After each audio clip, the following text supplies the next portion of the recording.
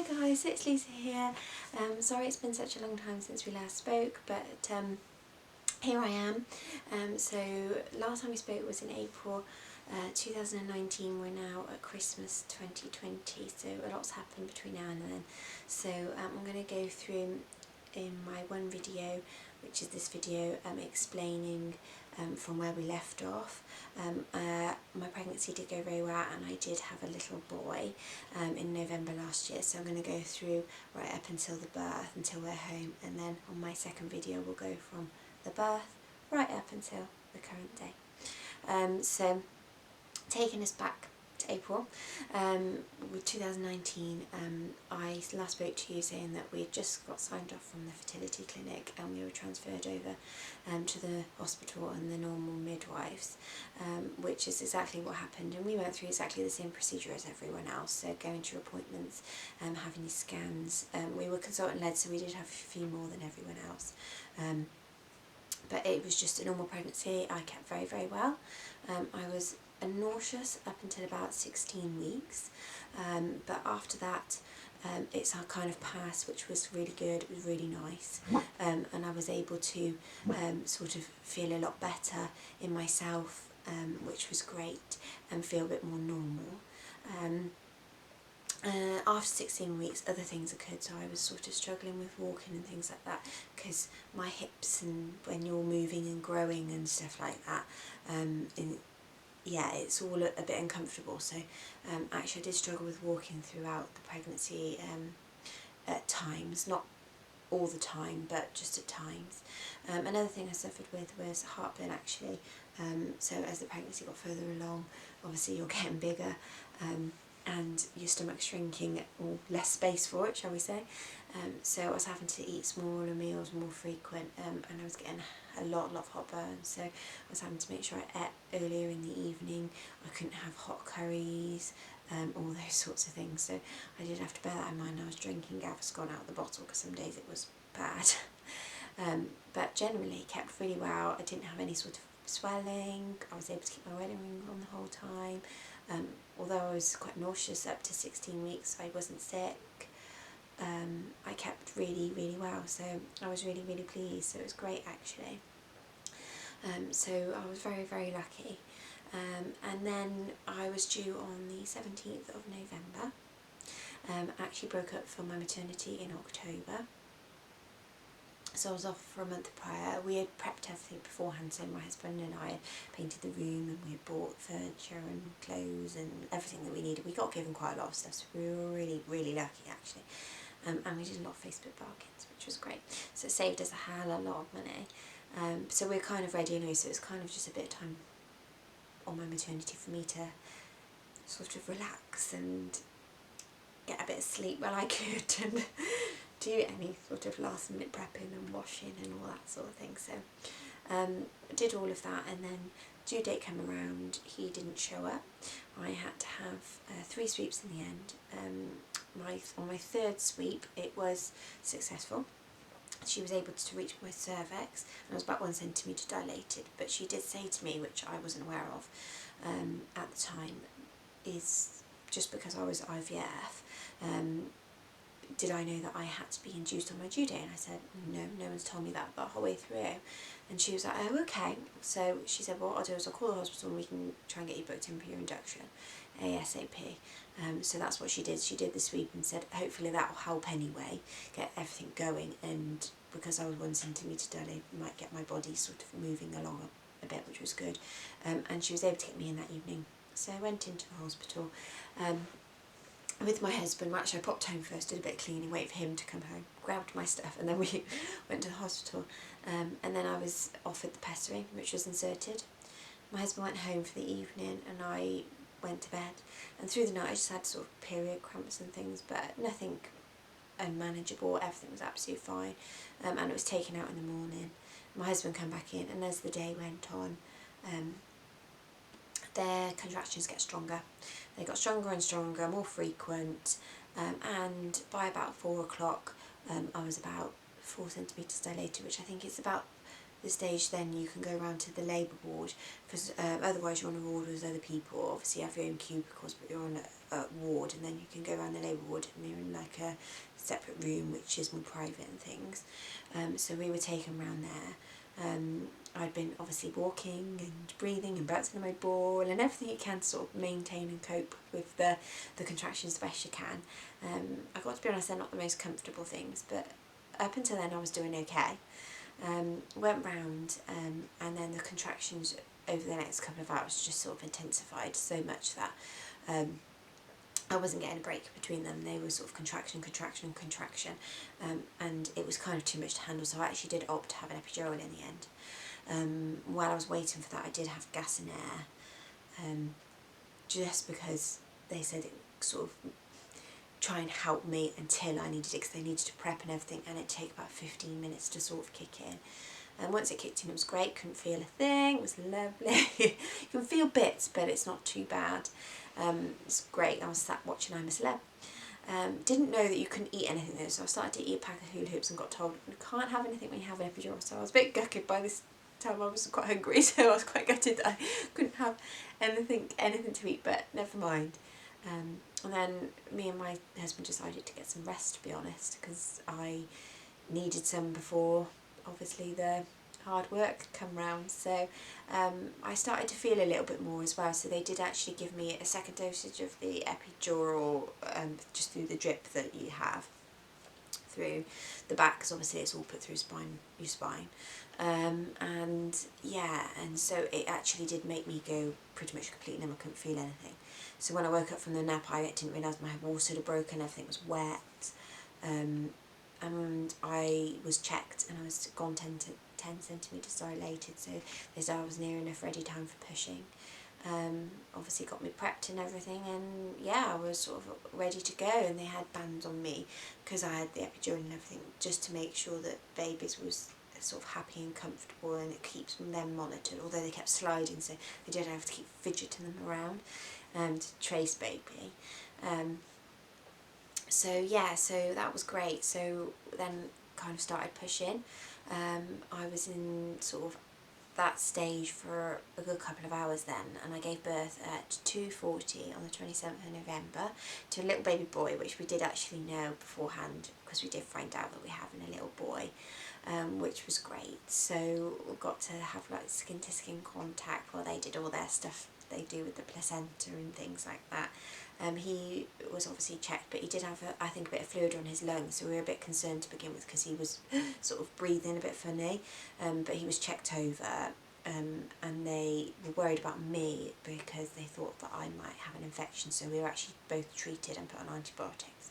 So he had to have a cannula put in, which was horrible because the lady tried loads of times and couldn't get it in his poor hand. It was awful. So someone else had to come in and do it. But they got it in eventually, and he was put on antibiotics for a couple of days while his bloods were sent away and checked, but they did come back all clear, and I was put on antibiotics having the full course, and he did actually weigh about £8.5 in the end, so a good size, not too bad, but a good size.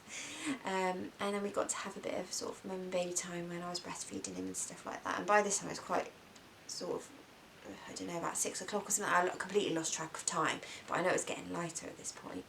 And I was having my stitches done, and I just started to feel really quite sick. So I said, someone's going to have to take him off me, I can't hold him anymore. So my husband took him off me, and I was sort of heaving, but nothing was really coming up because I hadn't obviously eaten anything, so I wasn't feeling great at all. But then that sign of kind of passed, and they did say that's kind of a side effect from labour, just because your body's been through such a trauma. It's just your body's way of dealing with it. But it did pass, which was good. But then I started to feel really faint, which was great. Not. And it's because they were stitching me, and actually I was losing a lot of blood while they were stitching me. So I felt so I was going to pass out, to be honest. So they pressed the emergency buzzer, and a few people come in, and they basically, the midwife was just assisted in helping her out, really making sure that I was okay, and a consultant come in as well.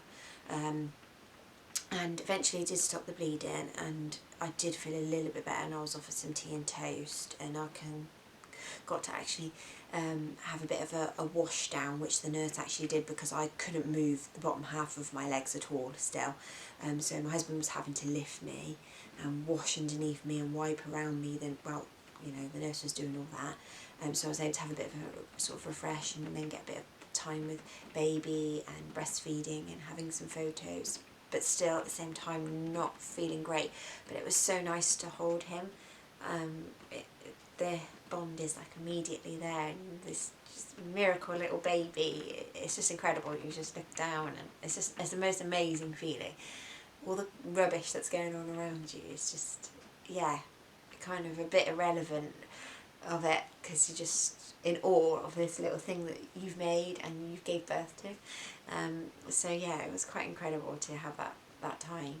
And I was in hospital for from the Monday that I went in the evening to the Saturday that we released, for a few days, just because of my blood and Dylan's blood. So Dylan's, like I said, come back clear, which is my son, that's his name, but my blood wasn't sort of producing enough in my body naturally, so I was actually given 2 blood transfusions while I was in hospital. So it was very rough, I got to be honest.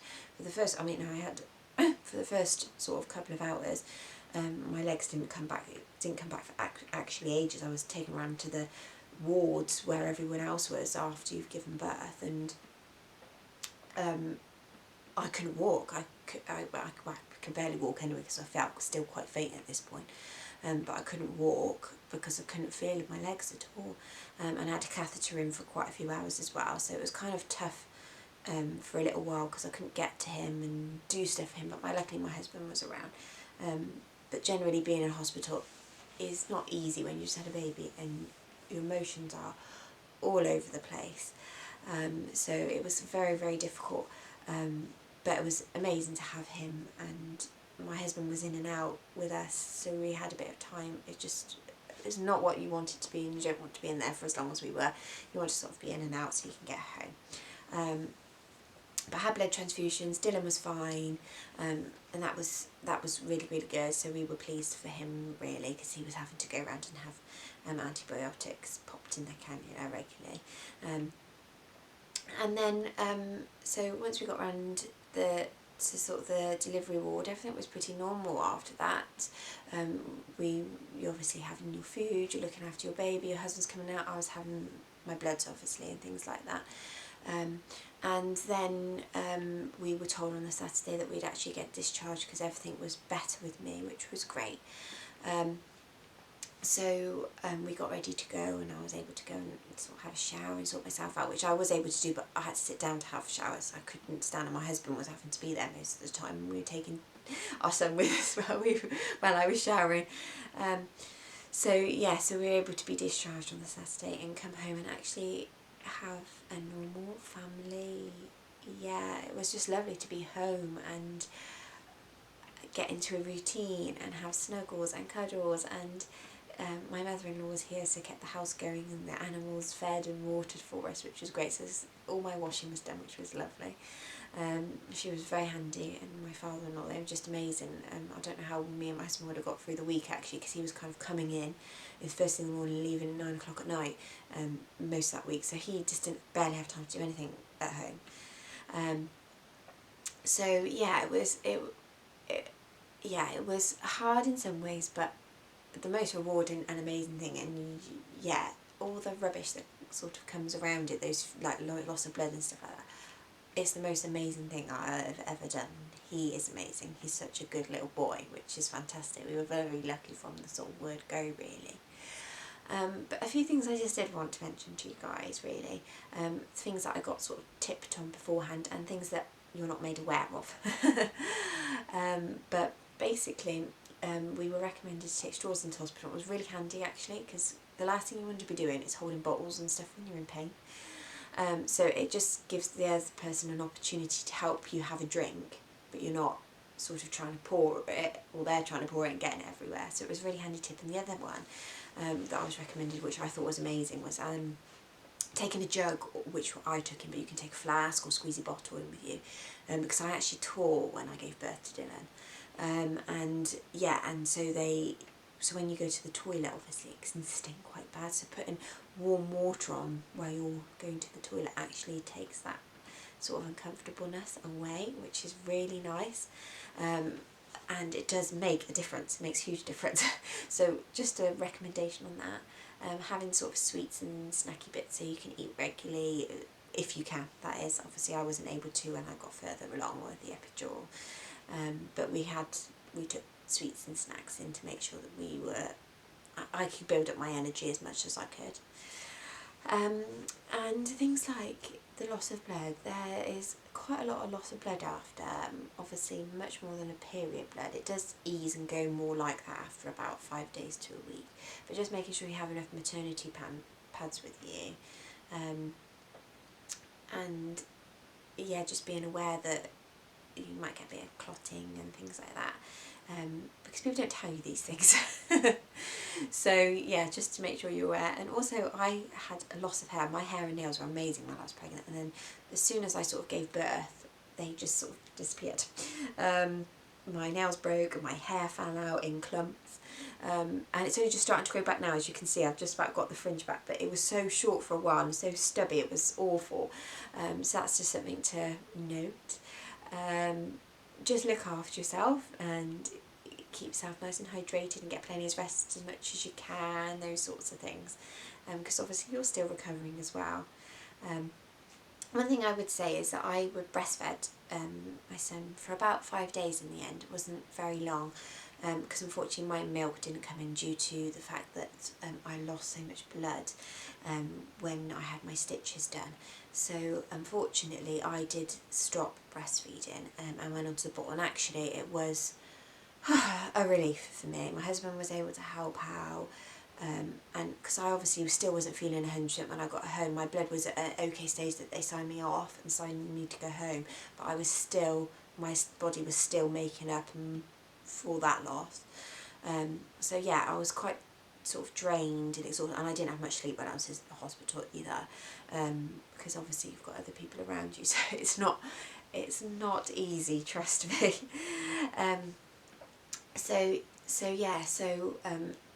I breastfed for the 5 days, and then went formula fed, but I put a lot of pressure on myself to breastfeed. I told myself I wouldn't, as you do, but you still do, and I felt like I sort of let him down in a way, but I haven't, and I hadn't. He's perfectly fine. He's been absolutely fine on formula. I think it was more just me and in my head really, and having that sort of worry and the want to do it and that bond to do it, because you don't get that, and it is a shame, but for me mentally, by far the best thing for me was to do the bottle, and it was, because within a couple of days I felt more like myself than I felt like in days when I got like home, because I found it very, very tough, because I was trying to feed him but couldn't feed him because the colostrum was coming through, but then the milk was coming through but very slow, and yeah, so it was very difficult. But so I kind of had to go to cold turkey in the end, so I stopped breastfeeding completely, so my boobs went rock solid, like I'd had a boob job. I've never seen anything like it, blew up like balloons, and it was rather comfortable for a couple of days, but then it did ease and that was great. So I was able to then continue with bottle feeding rather than breastfeeding, which like I said, I would have loved to have done, but at the end of the day he was happy and healthy and he was being fed, and I was much more comfortable and mentally in a better place, so it was better for both of us.